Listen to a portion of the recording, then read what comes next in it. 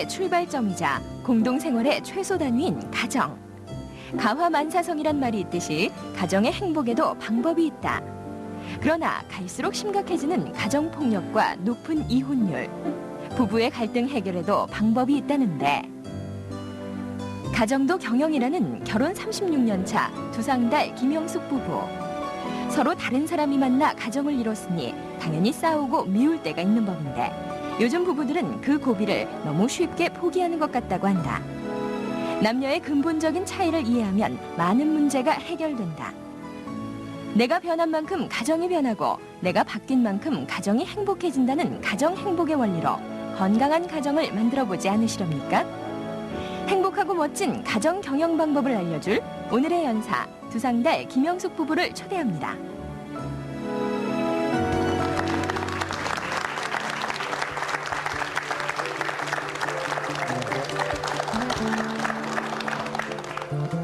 여러분 안녕하세요.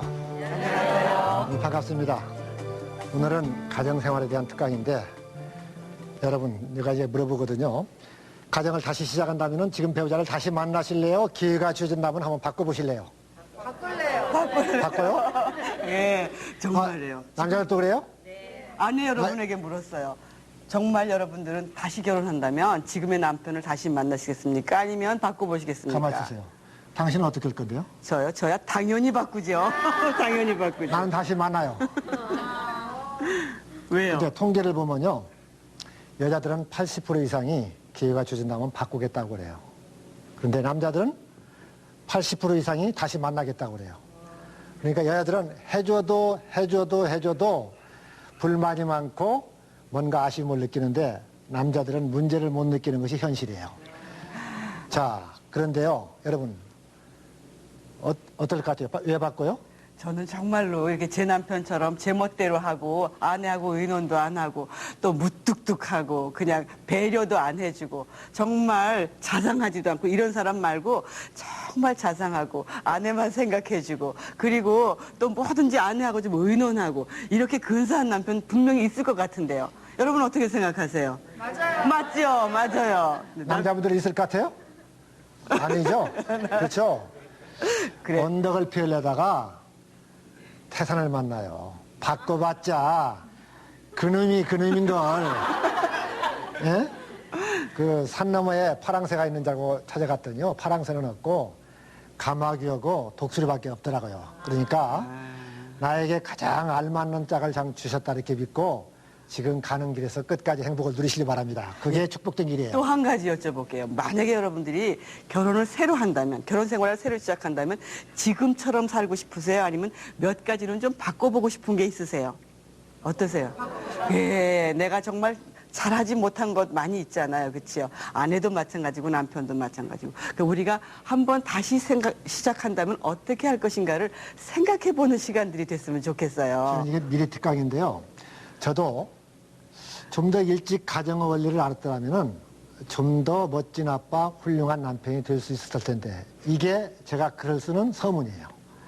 그러니까 우리가 모르고 서투르기 때문에 실은 가정들이 많은 갈등을 겪는데 자, 한번 따라하실래요? 조금만 바뀝시다. 조금만 바뀝시다. 조금만 바뀝시다. 조금만 바뀝시다. 내가 먼저 바뀝시다. 내가 먼저 바꿉시다. 오늘 조금씩 바뀌시길 바랍니다. 자, 실은 가정들이 망가지다 보면요. 그 역작용이 직장에까지도 미쳐요. 그래서 행복한 가정이 돼야 나의 경쟁력이 생기고 그래서 우리가 강의할 때 바로 오늘 뭐죠, 이게요? 행복한 가정이 나의 경쟁력이에요. 미국의 통계를 보면은 아침 키스를 받고 출근한 남편들이 20%가 연봉이 높아요. 또 독일의 손해보험협회에서 조사해 보니까 아침 키스를 받고 출근한 사람은 교통사고율이 떨어지고 또 병원에 가는 비율이 훨씬 낮아가지고 의료보험도 적게 들어갈 뿐만 아니라 연봉도 한 20%가 높은 걸로 나타났어요. 그래서 저도 출근할 때 아침에 20% 하면은 제 아내가 와서 한쪽이에요. 그 다음에 40% 하면은 반대쪽을 해요. 그렇죠? 그 다음에 60% 하면 도망가더라고요. 그래서 제가 자꾸 해요. 근데 말이야, 아내. 여러분 아침에 키스하고 왔어요? 안 왔어요? 안 했어요? 그렇죠. 몰랐어요, 우리는 그동안에. 그런데 해보니까 그렇다네요. 여러분, 이거 하는데 힘들어요, 돈 들어요? 그렇죠. 아내들은 돈 들고 힘든 일은 절대 안 해. 그러나 돈 들고 힘 안 드는 일은, 돈 안 들고 힘 안 드는 일은 해야 되죠. 그렇죠. 그리고 그럼 어저께 밤에 막 싸웠어요. 그럼 오늘 아침에 해야 돼요, 안 해야 돼요? 해야 돼요, 이것도. 왜 해야 돼요? 돈 들고 힘드는 일 아니니까 꼭 하기 바랍니다, 여러분. 특별히 아침에 이렇게 어쩌다 싸우고 출근하게 보면요, 온종일 기분이 무거워요.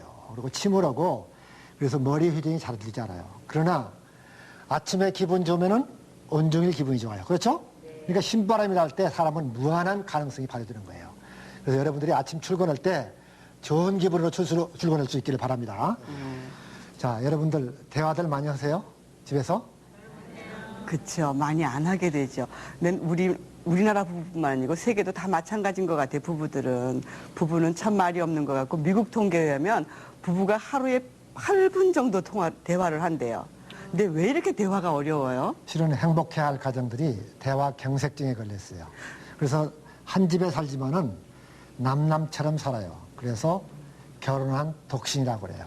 근데 정말요? 행복은 대화를 얼마만큼 하느냐에 따라서 이게 좌우가 돼요. 그런데 이상하게 얘기 좀 하려고 그러면 벌써 한쪽에서 그냥 부르륵 화부터 내는 사람들도 있어요. 그래서 대화를 뭐라 그러냐면 대놓고 화내는 거다, 이렇게 하는 사람도 있어요. 근데 사실은 대화라는 건 뭐예요? 우리가 마음을 나누고, 그렇죠? 생각을 나누고, 자기의 감정을 나누고, 자기 인격을 나누고, 느낌을 나누고 이런 것을 대화라고 한다면, 과연 우리들은 남편과 혹은 자녀들과 하루에 몇 분씩이라도 이렇게 할 수 있는 시간을 갖고 있는지 한번 생각해 봤으면 좋겠어요. 근데 대화하라고 하면요, 집에 가서 겨우 한다는 소리가 밥 먹었어? 강아지 밥 주었어? 화분에 물 주었어? 이 정도 얘기를 해요. 이런 것은 대화라고 하지 않고 뭐라 그러냐, 이런 것은 업무 보고라고 그래요. 업무 보고. 그러니까 부부간에는 업무 보고도 필요하지만은 감정의 교감을 나누는 것이 필요해요. 실은 대화 안 되는 이유가 있어요. 왜? 대화가 왜 안 될까요? 가장 큰 이유는 뭐냐면, 한 사람은 남자고 한 사람은 여자라는 거예요. 여자하고 남자는 대화하는 동기도 다르고 대화하는 방법도 전혀 달라요. 남자들은, 나는 아버지잖아요. 그렇죠? 머리의 언어, 생각의 언어를 써요. 근데요, 여자들은요, 가슴의 언어, 감정의 언어를 써요. 또 남자들은 목표 지향적이에요. 근데 여자들은 목표 같은 거 별로 안 중요해요. 뭐가 중요하냐면 관계를 중요하게 생각해서 관계지향적으로 이야기를 해요. 또 남자들은 축소 결론형으로 얘기를 해요. 여자들은 축소 결론을 싫어하고요, 확대 진술형으로 얘기를 해요. 예를 들면 저는 제 남편한테 굉장히 싫은 것 중에 하나가 뭐냐면, 내가 이야기를 조금만 길게 하려고 그러면 딱 이렇게 말하는 거야. 빨리빨리 말해라. 결론이 뭐냐, 결론부터 말해라. 난 너무 싫은 거예요. 아내가 남편하고 얘기 좀 하자는데 무슨 토론장에 나왔어요? 무슨 결론 맺을 일이 있어요? 맨날 결론이 뭐냐는 거예요. 그러면 결론도 없는 얘기를 왜 해요? 그죠? 아내들은 그냥 얘기하는 거예요. 왜냐하면 감정을 나눠야 되니까. 그러니까 여기 지금 여자만 이제 오신 분, 이제 집에 들어갔어요. 남편이 물었어요. 아, 오늘 어땠어? 그렇게 물으면 어디서부터 설명해요? 오늘 여기 강의 한 것부터 시작을 해요? 여기 가기 위해서 내가 아침에 점심을 먹고, 뭐 아침을 어땠고 하고, 나가다가 옆집 누구를 만났더니 아이가 학교 갔다 와서 뭐 어떻게 됐고, 또 뭐 개를 탔는데 뭐 어떻게 해서 오늘 강의 드리는 것이 시기 이야기가 시작되려면은 밤을 새워야 해요. 그러니까 온종일 이야기를 총천히 해고 다 얘기를 해요. 근데 남자분만 집에 들어갔어요. 집에 갔을 때 아내가 물었어요. 오늘 어땠어? 이렇게 물으면 뭐라고 그래요? 자세히 설명을 해요? 뭐라고 그래요? 한마디면 끝나요, 그냥. 네, 좋았어. 잘 갔다 왔어. 정말 그래요? 그러면 그냥 뭔 얘기가, 온종일 얘기가 다 포함된 거예요. 그런데 그것도 모르고 아내는 또 속없이 자꾸 물는 거예요. 그런 데서 이제 얘기가 안 돼요. 근데 이런 그 이유가 뭔 거냐? 남자들이 하루에 쓸 수 있는 단어 수는 몇 단어고 약 7,000단어 써요. 여자들은 하루에 한 2만 2, 3천 단어 정도를 말해야지만 정서적으로 안정하고 만족이 되는 거예요. 근데 여자들이 예. 아이들하고 일 보고 시장 갔다 와봤던들 한 2, 3천 단어밖에 못 써요. 그런데 남자들은 밖에서 7천 단어를 다 써버렸어요. 다 써버리고 띵똥하고 그냥 현관에 들어갔거든요. 현관문에 딱 들어왔는데 안에는 지금 몇 단어가 남았죠? 아직도 네? 2만 단어가 2만 단어? 남았어요. 2만 단어가 남았으니까 여보 나 온종일 무리였는데 당신 잘 만났어. 내 말 좀 들어줘. 그러니까 현관에서부터 그냥 남은 2만 단어를 따발총식으로 막 해대요. 그러면 질려. 듣고 싶지도 않고. 뭐 아침부터 일어난 소소한 이야기를 다 읊으니까 듣고 싶지 않다는 거예요. 그래서 뭐라는 거죠? 밖에서 일하다가 집에 들어오면은 동굴의 심리가 있다는 거예요. 밝은 데 있다가 동굴에 들어가면 뭐가 보여요? 안 보여요? 안 보이죠? 안 보이는 데가 아무것도 안 보이는 사람한테 여보 일로 와 절로 하면서 온종일 얘기를 막 해대면서 끌고 다니니까 정신이 없다는 얘기죠. 그래서 집에 들어오면은 밝은 웃음으로 인사를 하고 나서 내버려두면은 가서 옷 바꿔 입고 손 씻고 조금 쉬고 나면은 그때 정신이 들어요. 그때 이 얘기를 하라는 거예요. 그래서 대화는 때와 장소를 좀 고르라는 얘기죠.